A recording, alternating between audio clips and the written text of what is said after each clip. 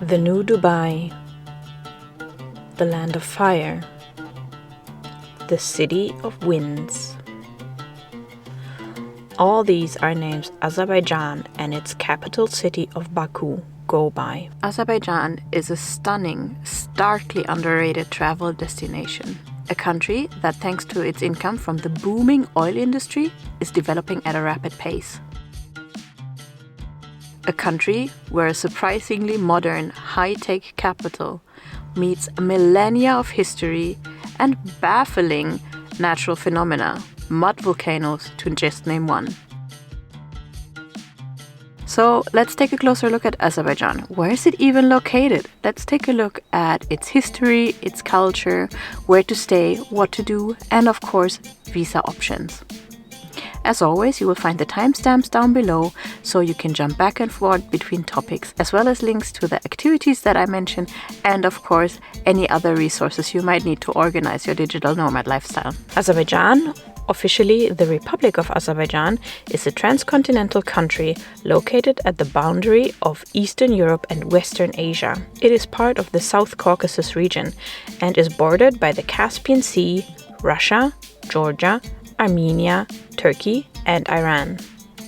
The language spoken in Azerbaijan is Azerbaijani, with quite a few people also being able to speak Russian. English, however, is not widely spoken at all. Younger people in the capital of Baku, as well as people working in the tourism industry, will most likely be able to communicate a little. But that is it. Your best bet is to bring Google Translate and a smile. The currency used in Azerbaijan is the Azerbaijani manat, with $1 currently translating to 1.7 Azerbaijani manat. Internet is of good speed and widely available in Baku, though as always I would suggest to buy a local SIM card to ensure access everywhere via a personal hotspot, particularly because mobile internet tends to be faster than broadband. Infrastructure. If you arrive by air, you will most likely land at the Heydar Aliyev International Airport in Baku. For travel within the country, overland buses and minibuses are the most common and inexpensive option, unless you decide to take a rental car. You will need an international driver's license to rent a car. Another option is train travel. The train network is less extensive and the trains are slower than what you might be used to. One place you can only reach by domestic flight is Nakhchivan, the capital of the autonomous Nakhchivan Republic of Azerbaijan. This is due to the closed borders between Armenia and Azerbaijan and the whole slightly messy post-Soviet border situation in the region. Accommodation. Accommodation offerings are the usual ones. Particularly in Baku, you will be able to find some nice Airbnbs and hotels, though hostels are not very common. If you decide to travel more remotely, simple guest houses and homestays, which will allow you to experience much more of the authentic life of the majority of the population, will be the most likely option. You should probably be aware that if you are traveling in Azerbaijan for more than 15 days, you will need to register. If you're staying in a hotel, your hotel is able to help you with this. If you are staying in an Airbnb, however, you will have to do so yourself, either at the Migration Service Office or online. Failing to register will result in you being fined when you're trying to leave the country and potentially lead to you being banned to enter the country for a couple of years. Alright, let's take a look at cost of living. As always, my numbers come from Numbeo and are translated to dollars because I feel that that is the most relatable currency for most people watching. One important thing to know probably is that Baku is actually the most important city in the former Soviet Union. A family of 4 is estimated to pay $1,541 per month without rent. A single person is estimated to pay $437 per month without rent. So let's break that down a little, shall we? A meal in an inexpensive restaurant will cost $5.88. A cappuccino will cost $2.75. A monthly transport pass will cost $11.76. Taxi starting tariffs is 94 cents, and a 1 kilometer taxi ride will cost you 59 cents. Basic utilities for an 85 square meter apartment would cost you $51 and 27 cents per month, and internet would cost you $16 and 34 cents per month. A 1-bedroom apartment in the city center would cost you $280 and 55 cents per month. These are rental prices, not Airbnbs. And a rental apartment outside of the city center would cost you $165 per month. And since I've just mentioned that Baku is significantly more expensive than the rest of the country, I now have also taken out the rental prices particularly for Baku, which are as follows. Here, a 1-room apartment in the city center would cost you $330 per month. And a rental apartment outside of the city center, 1 bedroom, would cost you $192 per month.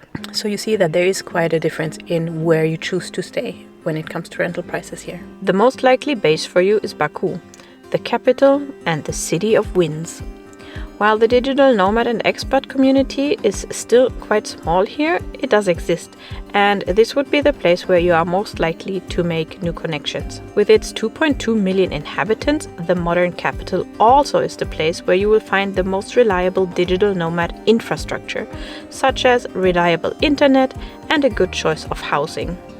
Plus, even though it is quite a walkable city, Baku also has a very modern metro system that will allow you to get around easily and inexpensively. Baku is a city of contrasts. The Lonely Planet actually called it the love child between Paris and Dubai, while others just refer to it as the New Dubai. Visually, it is a mixture of Parisian Belle Epoque architecture, Dubai-esque hyper-modern skyscrapers and architectural pieces of art that will leave you in awe, and the traditional, authentic and beautiful old town that pays homage to the roots of the region. The city is very tidy and clean, with many modern amenities you will expect in bigger cities. Co-working spaces, museums, restaurants, posh wine bars. You will even find Starbucks if that is something you fancy. And for you as a digital nomad, this means that Baku does have all the modern amenities you might want or need for your lifestyle. A nice place to go for a walk is the boulevard, the promenade along the Caspian Sea. There are some parks and fountains lining the boulevard, as well as restaurants that invite passers-by to sit down and enjoy the view. Just remember that Baku is called the City of Winds for a reason, so make sure to bring an extra layer of clothing. And then, of course, there is the 12th century walled old town, İçeri Şehir, that is listed as a UNESCO World Heritage Site and also is a good place to base yourself. The small streets, the smells, the shops. Such a stark contrast to the modern Baku. In its center, you will find the Palace of the Shirvanshahs, which was built here in the 15th century. Wonder the beautiful complex and marvel at the ancient buildings. Not only the palace itself, but also two beautiful mosques, 2 mausoleums, and the ruins of several bathhouses. To get a perfect view over the city, take the funicular up to Upland Park. It's a beautiful area to take a nice afternoon walk and then enjoy the evening view over the harbor and the sea. And then, of course, there is the other element that plays a big role in Azerbaijani culture. Fire. You will already have seen homage being paid to it in Baku, with the most famous skyscrapers of the city being the Flame Towers. But the worship of fire is an ancient one here. To learn more about it, visit the Fire Temple of Baku, also called Ateshka of Baku. This is a castle-like Hindu, Zoroastrian and Sikh temple in Surakani town, a suburb of Baku, and dating back to the 17th and 18th century. Visitors worship the eternal flame burning here that was fed by the petroleum reserves underground. Since the 1960s, that flame is actually fed by a man-made gas line, but the effect is still very impressive, and the temple has been turned into an interesting museum explaining the old rituals and beliefs. Let's take a look at some things to do outside of Baku and discover the country a little then. First on the list, Yanar Dag. This is probably the most famous tourist attraction in the entire country, the Mountain of Fire. The eternal flame. Apparently, in the 1950s, a shepherd carelessly flipped a cigarette here and it ignited the gas that is oozing out of the earth. The flame has been burning ever since. There used to be many of these sites in the entire country, but with the exploitation of natural gas, many have gone out. That being said, whether or not it is really worth a visit is up to you. The mountain, as it is called, is more of a tiny hill, and on its side stretches the burning flame. If you decide to come here, it probably really elevates your experience if you do so after dark. Escape the modern conundrum of Baku and travel back in time to when the Silk Road was the economic lifeline of the area by spending a day and at least one night in the town of Sheki. Sheki was a famous stop on the Silk Road. For a special experience, stay in the old roadside inn that used to give shelter to the Silk Road traders. It has been restored in all its glory and allows you to marvel at the craftsmanship of the era while really diving into this amazing historical experience. The beds are relatively basic but inexpensive, and the experience is absolutely worth it. The next must-see while in Sheki is the UNESCO World Heritage awarded summer palace of the Khans, built in the 18th century. It too offers a beautiful insight into that time. Colorful painted glass windows, unbelievably detailed Middle Eastern architecture, walls covered with intricately handcrafted carpets, and beautifully painted walls and ceilings. Wander through these halls or take a rest in the shady courtyards that used to be filled with the animals of the Silk Road merchants, and you will feel centuries away from Baku's modern city hustle. Next, let's look at a really weird natural phenomenon. Azerbaijan has the most mud volcanoes in the entire world. These volcanoes are formed when underground gas makes its way to the surface. They even erupt sometimes, just like real volcanoes, but not on a regular basis. Apparently, when they do, gases move to the surface from the deepest layers of the earth and immediately ignite, producing a flame that can reach 1,000 meters in heights. What is left is an oozing mud volcano. Interestingly enough, the mud is actually cool to the touch. From Baku, the most popular destination to see mud volcanoes is the Gobustan National Park, which is a wonderful location for some time in nature as it is.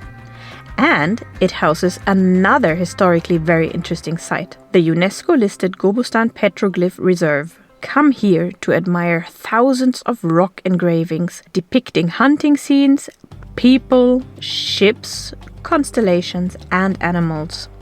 These date back 40,000 years. You can also see the remains of inhabited caves, settlements, and burials here. To go for some more beautiful hikes in nature, head to the Guba or Kuba region. Here you will find many small traditional villages and beautiful nature to wander in. One of the most popular destinations here is the impressive Tengi Canyon with its steep walls and green overgrowth. You could also make a stop at Krasnaya Sloboda, the only all-Jewish town outside of Israel, inhabited by the so-called mountain Jews. Another escape of the summer heat is the small mountain town of Guba. Here you will see the more traditional Azerbaijan and have the possibility to take some wonderful trips into the surrounding nature. A must-visit here is the Genocide Memorial, dedicated to the 12,000 Azerbaijanis killed during the 1918 March Days genocide. If you're looking for an alternative city to base yourself in, but would prefer a more traditional vibe than Baku offers, maybe Ganja is an option for you. It is Azerbaijan's third biggest city and shows much more of the traditional Azerbaijani architecture. Step by the beautiful 17th century Chokak Hammam for some hours of relaxation. Speaking of relaxation, Azerbaijan has a very famous spa offering that attracts people from all over the region. The city of Naftalan is famous for oil baths. Are you now picturing baths in beautiful, fragrantly scented warm oil? Maybe some candles and rose petals? You'd be wrong. Naftalan is famous for crude oil baths, as in the stuff they pump out of the earth. The people bathing in it believe it to have healing properties. Now, I will have to honestly say that I find this belief questionable, and do not see myself taking a crude oil bath in the near or distant future. But it is quite popular, so you should of course do your own research and form your own opinion on the topic. Well, let's look at the visa details then. Azerbaijan is a beautiful country, but unfortunately at the moment it is also a country where you won't be allowed to stay very long. Visitors from these countries that you see here on the side are allowed to get a visa upon arrival. Alternatively, you might get an e-visa. Pay attention though, while you might mark your day of arrival in the e-visa system, your visa is valid for 90 days, but you are only allowed to stay 30 days. Don't get confused by that. A few citizens from neighboring countries are actually allowed to stay for 90 days, and citizens from Armenia, due to the Nagorno-Karabakh conflict, are unfortunately completely banned from entering Azerbaijan. The e-visa system itself is quite straightforward. You can just get it on the e-visa portal. Don't forget to have a printout with you in case you are asked for it. That's it, and now you're ready to head to Azerbaijan. And for those of you that would like to discover the area a little more, why not check out my video to Armenia here or any of the other videos in the area. Georgia, for example, allows entry for 1 entire year. With that said, thanks so much for your time today, and I hope to see you here in the next one. Bye bye.